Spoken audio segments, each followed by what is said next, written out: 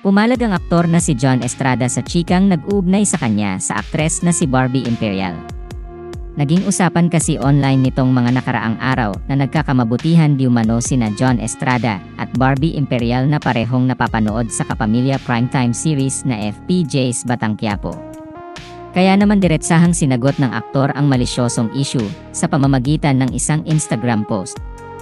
Makikita naman sa kanyang post ang screenshot na mula sa isang online post na patungkol sa ikinakalat na balita, at ang screenshot na may larawan ng ina ni Richard Gutierrez na si Annabel Rama, mga litratong magkatabi sina Richard at Barbie, at larawan ni John Estrada.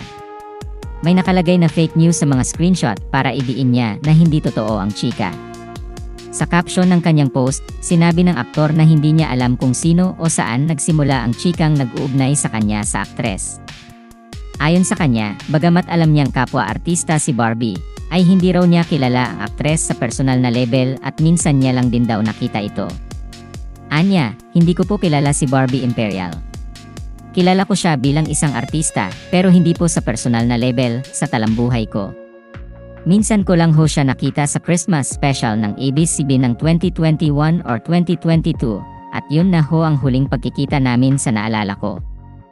Kaugnay naman sa sinasabing closeness nila ng aktres sa set ng FPJ's Batang Quiapo, nilinaw ng aktor na hindi raw sila nagkita kahit isang beses sa shooting dahil magkaiba umano sila ng grupo, unit, at direktor.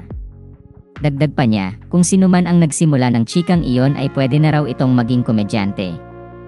Sa huling bahagi ng caption ng kanyang post ay nakiusap si John sa media at sa online entertainment websites na huwag magpadalos-dalos sa mga ibinabahagi sa publiko at alamin muna ng mabuti kung may katotohanan ang mga kwentong inilalathala.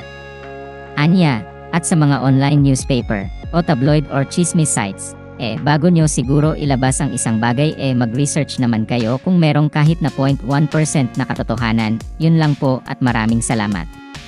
Happy New Year po uli sa inyong lahat. Sa episode ng Ogie Diaz Showbiz Updates noong Biyernes, January 3, 2025, ay nag-react si Barbie Imperial tungkol sa chikang nag-uugnay sa kanya kay John Estrada sa pamamagitan ni Ogie Diaz. Ayon kay Ogie Diaz, sinabi ng aktres na fake news daw ang chikang iyon dahil hindi pa raw sila nagkikita ni John sa FPJ's Batang Quiapo.